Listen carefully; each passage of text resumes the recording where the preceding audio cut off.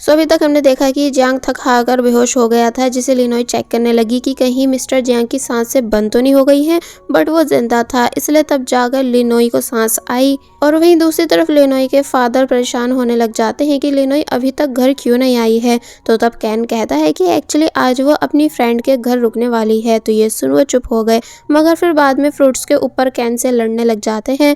अब हमें next day दिखाया गया, जहां जब जैसी जियांग सोकर उठा तो तब लिनोई को अपने सामने देख सरप्राइज रह जाता है कि क्या सच में लिनोई ने पूरी रात मेरी केयर की है, इसलिए वो घर भी नहीं जा पाई। तो तब इस वजह से वो लिनोई को दिल से थैंक्स करने लगा और फिर से डिश की प्रैक्टिस करने चला गया। तो तब लिनोई कहती है कि अब समझ आया कि ये इतना बड़ा शेफ क्यों है, क्योंकि ये तब तक प्रैक्टिस करता है जब तक कि 100% श्योर नहीं हो जाए। सो फाइनली हमें कॉम्पिटिशन प्लेस दिखाया जाता है जहाँ सभी लोग आ रहे थे। तो तब जिनजिन लिनोई के पास आई एंड कहती है कि मेरा ऑफर अभी भी तुम्हारे लिए अवेलेबल है।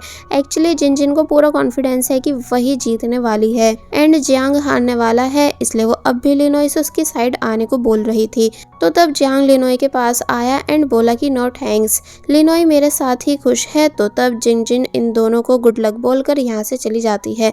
सो अब थोड़ी देर के बाद फाइनली कंपटीशन स्टार्ट किया गया, जहाँ ये चारों अपना बेस्ट देते हैं, यानी अपनी अपनी बेस्ट स्किल्स का यूज करके डिश बनाने लगे। एक्चुअली जिनजिन स्टार्टिंग से सी फूड बनाने में बेस्ट रही है, इसलिए वो फुल कॉन्फिडेंस है कि ये कंपटीशन वही जीतने वाली है। तो वहीं जियांग लिनोई से चीज़ों को स्मेल करा रहा था ताकि बिल्कुल भी फ्लेवर इधर से उधर नहीं हो एंड साथ ही डिश सबसे हटकर भी बने। इसलिए जब जैसे इन दोनों ने अलग अलग चीज़ें यूज़ की तो तब सब सरप्राइज रह गए कि आखिर ये जियांग किस तरह की डिश बना रहा है। काफ़ी देर तक कुकिंग करने के बाद फाइनली दोनों की डिश रेडी हो गई। फिर जब टेस्टिंग की बारी आई तो तब जिनजिन की डिश तीनों जजेस को पसंद आई, इसलिए वो खुश होने लगी कि अब तो मेरी जीत पक्की। लेकिन जब जैसी जियांग की डिश को टेस्ट किया गया तो तब वो भी जजेस को काफ़ी ज़्यादा पसंद आती है, इसलिए पूछने लगे कि आपने इस ग्रीन सॉस को कैसे बनाया। तो ये सुन जियांग बताने लगा कि सी ग्रेप्स की हेल्प से, और फिर याद करता है कि इस चीज़ का आइडिया लिनोई ने ही उसे दिया था, तभी तो डिश एकदम सबसे अलग और परफेक्ट बनी है। सो अब बारी आई वोटिंग की, जहां एक वोट जिनजिन को मिला तो वहीं दूसरा वोट जियांग को। सो अब देखना ये था कि थर्ड वोट किसे मिलता है, इसलिए सभी लोग शांत हो गए। मगर जब जैसे ये वोट जियांग को मिलता है एंड उसको विनर अनाउंस कर दिया जाता है तो तब लिनोई काफ़ी ज़ोर से चिल्लाई एंड डायरेक्ट जियांग को टाइटली हक कर लेती है, जिसे खुश देख जियांग भी स्माइल करने लगा। यानी कि ये इन दोनों को बेस्ट मोमेंट बन गया, जहां ये दोनों बहुत ही ज्यादा खुश हैं। लेकिन वही जिनजिन अपसेट हुई और फिर रूल के अकॉर्डिंग अपना नाइफ जियांग को दे देती है। कि तभी इसी बीच हमें एक मिस्टीरियस लड़की को दिखाया जाता है, जो कि पता नहीं कौन है, पर बस उसे जियांग की जीत का सुनकर बिल्कुल भी अच्छा नहीं लगा। एक्चुअली ये लड़की जियांग के सभी कॉम्पिटिशन्स देखती है, जहां हर बारी जब जब जियांग जीतता है तो इस लड़की को गुस्सा आता है। अब नेक्स्ट सीन में हम देखते हैं कि जब जिनजिन उदास खड़ी थी तो तब उसे उदास देख लिनोई को भी अच्छा नहीं लग रहा था।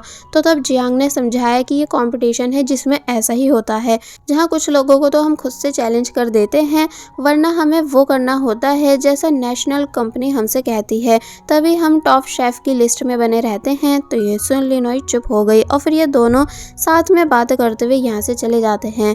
अब नेक्स्ट डे हम देखते हैं कि जब जियांग एंड लिनोई दोनों क्लोज थे, यानी साथ में वर्क कर रहे थे, बिकॉज यहाँ एक पार्टी की प्रिपरेशन हो रही है जिसकी जिम्मेदारी जियांग के होटल को मिली हुई थी।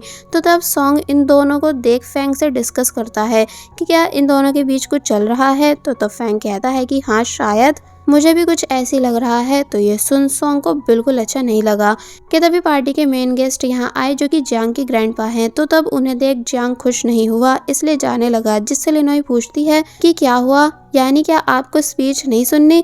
तो तब वो कहता है कि नहीं, एंड तुम भी इनकी बकवास नहीं सुनोगी। और फिर तभी लिनोई को ज़बरदस्ती अपने साथ यहाँ से ले गया। ग्रैंडपा इस स्पीच के दौरान पहले एक फेमस शेफ़ को सभी से इंट्रोड्यूस कराते हैं और फिर बताने लगे कि मैं अपने होटल का हेड शेफ़ अपनी ग्रैंड डॉटर सूजी को बना रहा हूँ, जो कि आज ही अब्रॉड से वापस आई है। तो ये सुन सभी लोग क्लैपिंग करने लग जाते हैं और फिर अब हमें सूजी दिखाई गई। जो कि वही मिस्टीरियस लड़की है जो कि जियांग के कंपटीशन को ऑनलाइन देखती है। दूसरी तरफ जियांग जो कि जा रहा था तो तब उसका बड़ा भाई जो कि जियांग का कज़न है जिसका नाम है यांग, वो जियांग को रोक पूछने लगा कि कहाँ जा रहे हो। और फिर जब जैसे बताता है कि सूजी अब्रॉड से वापस आ चुकी है तो ये सुन जियांग के होश उड़ गए। इसलिए वो जब जैसे टर्न हुआ तो तब सूजी उसे ही देख रही थी एंड हाई करती है। लिनोय को कुछ समझ नहीं आया कि आखिर ये लड़की है कौन, कि तभी उसे एक कॉल आई जिसे अटेंड कर उसे पता चला कि उसके फादर मिसिंग हैं। तो ये सुन वो बहुत ही ज़्यादा परेशान हो जाती है, इसलिए जियांग से छुट्टी लेकर तुरंत यहाँ से चली गई। जियांग भी लिनोय के पीछे जाने लगता है बट यांग उसे रोक पूछने लगा कि क्या तुमको सूजी से नहीं मिलना, एटलीस्ट उसे कॉन्ग्रेट्स तो करो क्योंकि अब वो हेड शेफ है। बट जियांग रुकता नहीं बल्कि लिनोय के पीछे पीछे चला गया। तो तब सूजी काफ़ी ज़्यादा उदास हुई। पहले नेक्स्ट सीन में हम देखते हैं कि लिनोय जब सब जगह अपने फादर को ढूंढ रही होती है पर उसे कहीं भी अपने फादर नहीं दिखते, इसलिए वो और ज़्यादा परेशान हो जाती है कि तभी जियांग ने लिनोय को आवाज़ दी एंड अपनी कार में बैठने के लिए बोला। लिनोय बैठ गई। फिर ये दोनों साथ में उस जगह जाने लगे जहाँ लिनोय पहले रहा करती थी, लेकिन अब भी उसे समझ नहीं आ रहा था कि उस जगह पर वो अपने फादर को कहाँ ढूंढे। तो तब लिनोय की ऐसी हालत देख जियांग कार रोकता है एंड देन खाने का कुछ सामान ला कर लिनोय को अपने हाथों से खिलाने लगा, ये बोलते हुए कि पहले तुम थोड़ा रिलैक्स हो जाओ और फिर तब सोचकर बताओ कि तुम्हारे फादर कहाँ जा सकते हैं। लिनोय सोचना शुरू करती है और फिर बोलती है कि आज फ्राइडे है तो फिर ज़रूर father child health care centre गए होंगे। इसलिए नेक्स्ट सीन में ये दोनों तुरंत वहाँ आ गए एंड सिक्योरिटी गार्ड से लिनोय ने अपने फादर के बारे में पूछा तो तब वो बोलते हैं कि हाँ ये आदमी सुबह यहाँ आया था जिसने एंट्री भी कराई थी, यानी कि ये यहीं पर है। तो तब जाकर लिनोय को थोड़ी सांस आई और फिर ये दोनों भी रजिस्ट्रेशन करने के बाद अंदर चले गए और अलग अलग होकर फादर को सब जगह ढूंढने लग जाते हैं। फाइनली लिनोय अपने फादर को ढूंढ लेती है, लेकिन वो ट्री पर चढ़े हुए थे बैलून पकड़ने के लिए एंड बिल्कुल भी नीचे नहीं उतर रहे थे। तो तब जियांग भी यहाँ आ गया जो कि लिनोय से कहता है कि तुम फिक्र मत करो, मैं अभी उन्हें नीचे लाता हूँ। और फिर तभी खुद भी ट्री पर चढ़ गया एंड फादर से अपना हाथ पकड़ने के लिए बोलने लगा, लेकिन वो उसकी सुनते नहीं। और फिर जब जैसे गिरने ही वाले थे तो तब जियांग उन्हें पकड़ लेता है, जिस वजह से उन्हें तो कोई चोट नहीं आई बल्कि जियांग के शोल्डर पर काफी जोर से चोट लग गई। लिनोय अपने फादर से पूछती है कि क्या आप ठीक हो, लेकिन वो लिनोय को पहचान ही नहीं रहे थे क्योंकि उन्हें सब भूल जाने की बीमारी है। और फिर बताते हैं कि ये बैलून मैंने अपनी बेटी के लिए लिया है जो कि बहुत छोटी है। और फिर जब जैसी जाने लगे तो तब लिनोय उनको पकड़ लेती है एंड काफ़ी बुरी तरह रोने लगी, ये बोलते हुए कि डैड मैं ही आपकी बेटी लिनोय हूँ। तो वहीं जियांग खुश होता है फाइनली लिनोय के फादर को ढूंढकर एंड इन दोनों को साथ में खुश देखकर। जिसके बाद अब घर का सीन दिखाया जाता है जहां कैन भी अंकल की कंडीशन सुन हैरान हुआ और फिर पूछता है कि वैसे क्या सच में मिस्टर जियांग ने तुम्हारी हेल्प कराई, जबकि तुम तो बता रही थी कि वो बहुत ही ज़्यादा रूड हैं। तो तब लिनोय बोलती है कि हाँ वो रूड तो हैं पर अब शायद थोड़े चेंज हो रहे हैं। तो ये सुन कैन ने लिनोय को 3 टिकट्स जू की दी, ये बताकर कि अब मैं जू में काम कर रहा हूँ, तुम कल अंकल को लेकर वहाँ आओ एंड एज ए थैंक्स जियांग को भी अपने साथ ले आना। तो ये सुन लिनोय मान जाती है एंड डायरेक्ट जियांग के डोर पर आ गई जहाँ जियांग जस्ट अभी बात लेकर आया था। इसलिए लिनोय पहले जियांग को थैंक्स करती है आज के लिए और फिर कहने लगी कि क्या मैं तुम्हारे हेयर ड्राई करा दूं। और फिर तभी खुद से अंदर आकर जियांग के हेयर ड्राई करने लगी, ये बोलकर कि अरे वाह तुम्हारे हेयर तो बहुत ही ज़्यादा सॉफ्ट हैं, मैंने सुना है कि जिनके हेयर सॉफ्ट होते हैं उनका दिल भी सॉफ्ट होता है। तो ये सुन जियांग कहने लगा कि मैंने कभी ऐसी बकवास नहीं सुनी। तो तब लिनोय बातों को काफ़ी घुमाने के बाद फाइनली बता देती है कि वो जियांग को एज ए थैंक्स अपने साथ जू लेकर जाना चाहती है, इसलिए कल के लिए उसे ऑफ भी चाहिए। तो तब जियांग कहता है कि ओ अच्छा, तो इसलिए तुम मेरे साथ इतने अच्छे से बिहेव कर रही थी। और फिर तभी जाने से मना कर देता है। लिनोय उदास हुई और जब जैसी टिकट लेकर जाने लगी तो तब वो उसे देता नहीं बल्कि बोला कि तुम कल का ऑफ ले लो, बाकी मेरे आने का नहीं हो पाएगा मगर तब भी मैं ट्राई करूंगा। तो ये सुन लिनोय खुश हो जाती है कि चलो फाइनली मुझे तो छुट्टी मिल गई और फिर तभी यहाँ से चली गई। और फिर जब नेक्स्ट डे वो अपने फादर के साथ जू देखने जाने के लिए रेडी होती है तो तब जियांग भी यहाँ आ गया, जिसको देख लिनोय सरप्राइज हुई। लिनोय के फादर बोलते हैं कि अरे जियांग बेटा तुम। तो ये सुन जियांग सरप्राइज रह गया कि क्या अंकल अंकल मैं आपको याद हूँ? तो तब वो कहते हैं कि हाँ, तुम कितने बड़े हो चुके हो। तो ये सुन जियांग खुश हुआ, मगर लिनोई अपने फादर को चुप कराती है, ये बताकर कि डैड ये मेरे बॉस हैं, मेरे बचपन का दोस्त जियांग नहीं। और फिर जियांग से सॉरी करने लगी, ये बताकर कि मेरे डैड तुम है मेरे बचपन का दोस्त समझ रहे हैं। और वहीं दूसरी तरफ होटल में जब जैसी अनाउंस हुआ कि मिस्टर जियांग एंड लिनोई दोनों ही आज छुट्टी पर हैं, तो ये सुन सॉन्ग को अच्छा फील नहीं होता।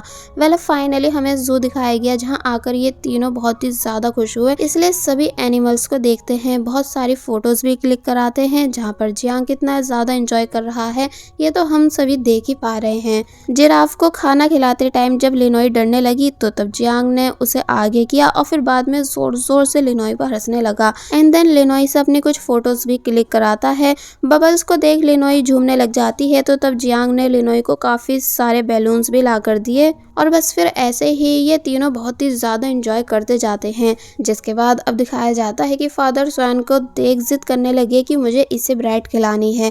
तो तब लिनोई जल्दी से अपने बैग से फूड निकालने लगी, पर अब क्योंकि वो जियांग के काफी ज्यादा क्लोज हो चुकी थी, इसलिए जियांग शाय फील करने लगा, यानी उसकी हार्ट बीट्स फास्ट हो जाती हैं।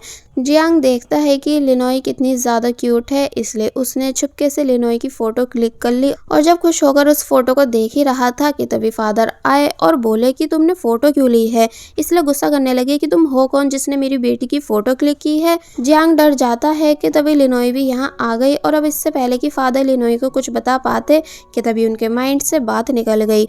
सो फाइनली कैन भी यहाँ आ गया, जिसने जब जैसे लिनोई को आवाज दी तो तब लिनोई काफी ज्यादा खुश होने लगी, लेकिन जियांग नहीं बल्कि वो मुंह बनाता है, क्योंकि वो लिनोई को कैन के साथ देखकर हमेशा जेलस होता है। और फिर ऐसा हुआ भी, यानी कि जब लिनोई कैन से बातें कर रही थी तो तब जियांग का ध्यान सिर्फ इन दोनों पर ही था, यानी वो बस बार बार इन दोनों को ही देख रहा था। फादर बताते हैं कि मुझे वॉशरूम जाना है, तो ये सुन जियांग जब जैसे फादर को वॉशरूम ले जाने के लिए उठा कि तभी फादर ने यहीं पर अपना कंट्रोल खो दिया, जो देख सब शॉक रह गए। बच्चे शोर करने लगे कि देखो वो अंकल इतने बड़े हैं फिर भी उन्होंने क्या कर दिया है। तो तब लिनोई भी यहाँ आ गई एंड जियांग जल्दी से अपनी जैकेट से फादर को कवर करने लगा।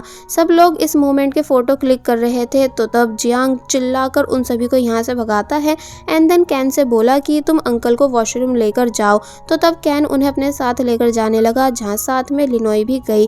जियांग जल्दी से बेंच पर पानी डालता है एंड उसे क्लीन करता है, तो तब लिनोई जियांग को ऐसा करते हुए देखती ही रह जाती है, मन में ये सोचते हुए कि जियांग कैसे उसके फादर के लिए इतना सब कर रहा है, जबकि स्टार्टिंग से लिनोई ने जियांग को सिर्फ एक विलन ही समझा है। और बस फिर इसी सीन के साथ पार्ट 5 यहीं पर एंड हो जाता है।